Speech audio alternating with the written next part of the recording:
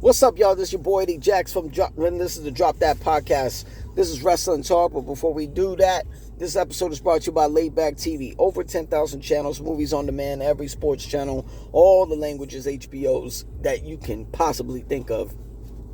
Go on laidbacktv.com to get it on and see how you can download it in your iPhones, Androids, and your Fire Sticks. And give them a shout out on their Instagram on official_laidbacktv. Now, let's get into some motherfucking wrestling talk. Woo!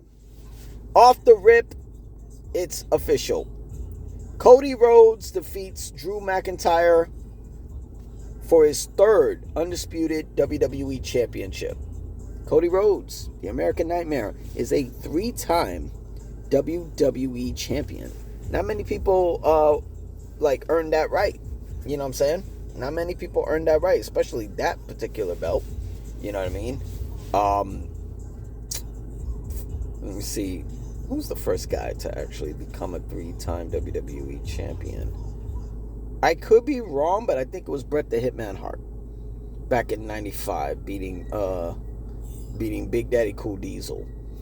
Yeah, I think he was the first one to become a three-time champ, because he definitely was the first guy to become a five-time champ.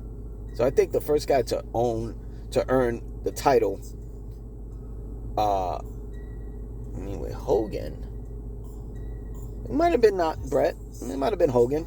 But the first guy to definitely win the title 5 times was Bret Hart. But he wins his third championship. So that means, look at all the people he beat for WWE title. First he beat Roman Reigns. Then he beat John Cena to get the belt back for a second time. And for his third reign, he beats Drew McIntyre. And now, you know what that means. It's the protege versus the mentor. It's the American Nightmare, Cody Rhodes, defending the undisputed WWE Championship against the Viper, Randy Orton, live at WrestleMania 42, Night 1. It's been official. Night 1 will host Cody versus Randy. Yes, we will be there live at Allegiant Stadium in Las Vegas, Nevada. This will be... after 20 appearances at WrestleMania, this will be Randy's third main event spot. And I remember one of them that was against Triple H, I believe, at WrestleMania 25. I don't remember the other one. I may have to look that one up. But this is going to be Cody's 5th WrestleMania main event. And I'm talking 5th as in the last 5 years. No. Hold on, let me see. WrestleMania 40, 41? 40. I think so. Oh, yeah. Oh, shit. Yeah. It is 5 years. 5 years in a row. So at WrestleMania 39, he faced Roman. He was defeated. At WrestleMania 40, he main evented not only Night 1, but Night 2. Remember his tag team match with Seth Rollins against The Rock and Roman Reigns. And 41, he main evented against John Cena, and now he will main event Night 1 against Randy Orton. This is going to be interesting. And I know what everybody's thinking. We got to see this match at Crown Jewel, for the King of the Ring spot. Okay? I believe it was the King of the Ring finals. I'm not going to lie, I was underwhelmed with that match. I expected that match to be even better. I expected the finish to be even better. It was mid. To me, it was mid. I'm expecting a hell of a lot on this one. Not only am I expecting a hell of a lot on this particular match with Rhodes versus Orton, I'm expecting a heel turn from one of them. As closer we get to WrestleMania, I will work that out. But I'm also going to work out. I'm also going to work out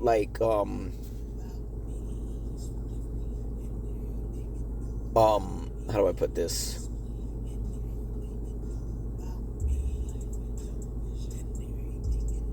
I'm also going to work out lead up. I mean, we got about 40 days, so I'm working on a lead up on who's going to be heel. You know what I mean? As closer we get, we're going to do our whole rundown on Night 1, Night 2, both cards, and I'm going to get my prediction. Moving on. Oh, congrats, Cody. Third WWE Championship. Congrats. We might be even getting Drew McIntyre versus Jacob Fatu. That'd be interesting. They're doing a tag team turmoil gauntlet. I don't know. We're doing a lot of gauntlets, but apparently the number one contenders for the WWE Tag Team Championships on the women's and the men's over on SmackDown, Charlotte and Alexa, the former champs, are coming for Nia Jax and Lash Legend. Okay, number one contenders for the Tag Team Championship on the men's side is the new team of Damian Priest and R-Truth. That's going to be interesting. And the champs are the MFT, so we'll see. One thing that fucking changed up, the Road Dogg quits WWE and the creative team. I don't know, maybe he got burnt out, because when you look at the Unreal show over on Netflix, one guy who really looks like he's getting stressed the fuck out, especially during the whole R-Truth release and rehire and all that shit. I mean, you probably could count the days that Road Dogg probably had enough. You know what I'm saying? It could get stressful. It could get stressful. So, I get it. Go relax. You know what I mean? Apparently, there's some appearances Road Dogg has been doing lately. He's going to be reuniting with badass Billy Gunn as the New Age Outlaw, so we'll see. Let's go moving on to Raw. So Seth freaking Rollins getting called out by Raw General Manager Adam Pearce to talk about it. Like, you're not cleared to compete due to your shoulder injury, which I sincerely doubt. Otherwise, he wouldn't be back on TV. But, you know, it's a great story. This motherfucker shows up with a army of masked men. And this guy is doing fucking puzzles with the bodies. You know what I'm saying? Disappearing and shit. And he's confusing the Vision, which is now only Logan Paul and Austin Theory. Like, the Vision doesn't look very interesting at the moment. You know what I'm saying? Because you don't have Braun Breaker, who was a big piece. We don't have Bronson Reed, who was a big piece of the puzzle. You don't even have the Oracle, Paul Heyman. Everybody is on the sidelines. You know what I'm saying? I don't get it. What we're doing with this shit. You know what I'm saying? But I guess we'll get some clearance next week on Raw when Brock Lesnar returns to see who's going to challenge him. A lot of people want Opa Femi to challenge Brock Lesnar. It seems like that's where they're leading. If it's my personal selection, I'm not picking Opa Femi. Why? I mean, yeah, that's a powerhouse match against Brock Lesnar. It'll be dope.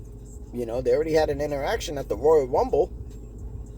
If I want this to be competitive, I'll put Royce Keys in there. Which I'm kind of curious what they're going to do, because apparently there's no creative direction for Royce Keys anywhere. Like, what do you do? Like, what show are you going to be on? I wouldn't put him. I would keep Opa Femi on Raw and put Royce Keys over there on SmackDown. You know what I'm saying? Like, not only, you know, there's fresh faces over there, but you got mentors there. And one of those mentors that brings them back all the way to AEW was Cody Rhodes. Cody Rhodes is over there on SmackDown. So that would be perfect for Royce. I think so. And you can figure out where you can fit, you know? I mean, I don't want no Andre the Giant fucking tournament anymore. Like, get that shit the fuck out of there. Give me what you gave me WrestleMania 40, WrestleMania 41. Fucking straight cards. Both cards were 7 matches apiece. Both cards. 7 matches on night 1, 7 matches on night 2. Give me that. As a man who's going to fucking WrestleMania for his for his 4th appearance at WrestleMania, but at 2 years consecutive, I prefer matches. Moving on. Bayley wins the gauntlet match to become the number 1 contender for the Women's Intercontinental Championship next week against AJ Lee. Apparently there's history there. When AJ was on her way out, Bayley was on her way in. Little interactions here and there. That'd be interesting. I don't see a winner happening for AJ or Bayley. I think this is going to get ruined by Becky Lynch in some way.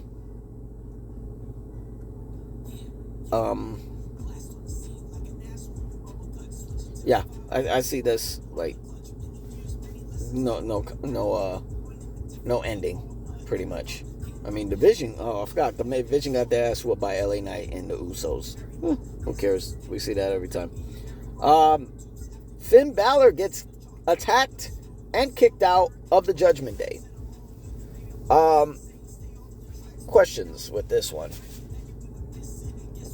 Wonder where's Roxanne Perez? Haven't seen her. And she was the one who got vouched by Finn Balor to come into the Judgment Day. You know what I'm saying? But look at the Judgment Day now. It's Dominic, JD McDonough, Liv Morgan, and Raquel Rodriguez. Finn is out of there. I mean, we saw this coming. It was a big lead up, which we could see Finn Balor versus Dominic Mysterio. I mean, if it was up to me, I would put JD McDonough and Dominic Mysterio teaming up in a handicap match against Finn Balor, but not regular Finn. Demon Finn. Why the fuck not? Demon could handle both of them. But when you look at on Twitter, who's rebuttaling? Damian Priest and Rhea Ripley, two of the last members of Judgment Day to get kicked out. You know what I'm saying? And look at the originals, kind of gone. You know what I'm saying? The originals are kind of gone. Where we don't got any originals in the Judgment Day anymore. You know what I'm saying? I mean, Edge, who's also known as Adam Copeland, he got kicked out first. The second person who was there was Rhea. Third was Damian. I think it was, unless it was Damian then Rhea. I think it was Damian then Rhea. And then apparently they got Finn. And then Dominic. It's a weird setup when it comes down to Judgment Day. Alright, so finally, before we get out of here, CM Punk came out to talk about things he said to Roman Reigns last week, saying that he made it personal. So at WrestleMania, he's gonna bury him next to his father, known as Sika. A lot of people think that he shouldn't have went that far. I think it gets interesting now because this is a blockbuster match. This is a blockbuster promo. We got to get teased a little bit of it last year at WrestleMania Night 1 when it was a triple threat match with Punk, Roman, and Seth.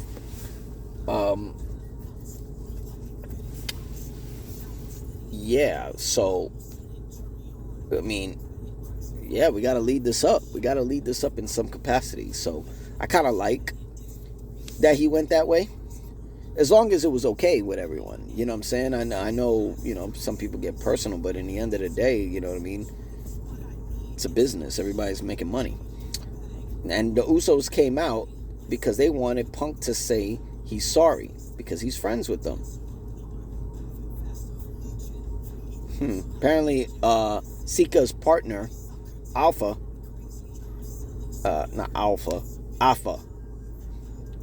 has history with Punk. He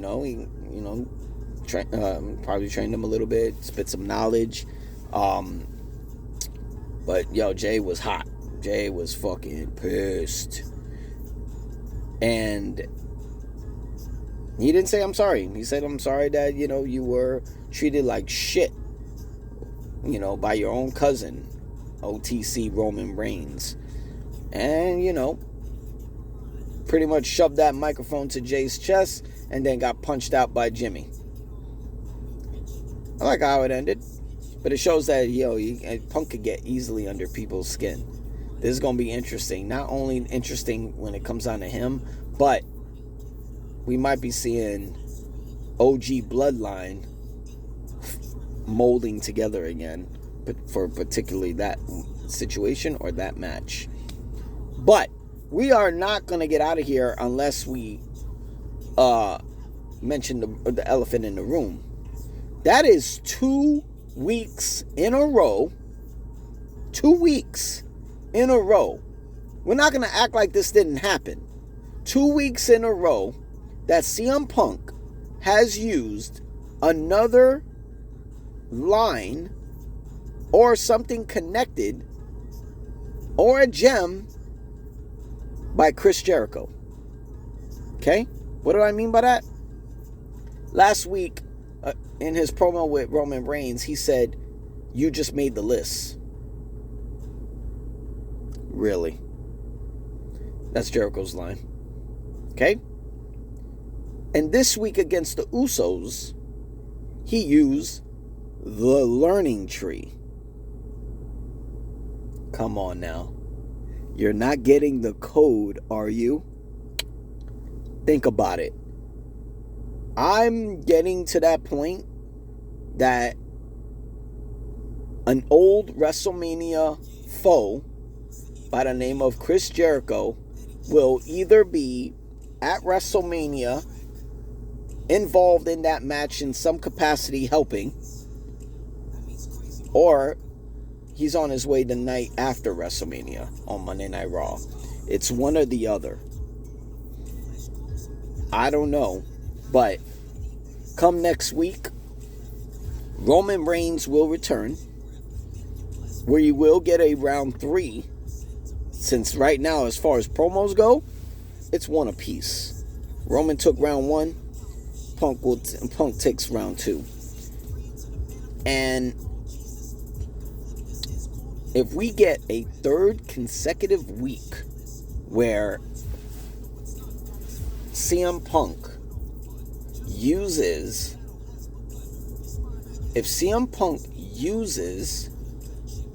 another gem or some kind of phrase or wording that Chris Jericho has used, I'm convinced 100% Chris Jericho is returning to the WWE.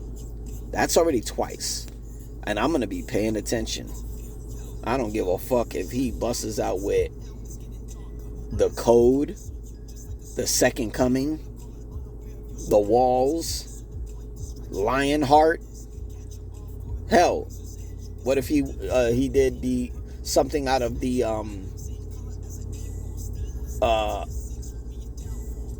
some of the promos that Chris Jericho used at AEW, like he did with Learning Tree. I don't care if he used Inner Circle or even fucking somewhat Appreciation Society. If he uses another fucking phrase, I'm sold. But we're gonna see. I'm your boy D Jackson's the Drop That Podcast. Make sure y'all hit that sub button, comment, and let me know what y'all think. Do y'all agree or disagree to agree with my opinion? Hey, we'll see. I'm your boy D Jackson's the Drop That Podcast. Y'all be easy. Peace.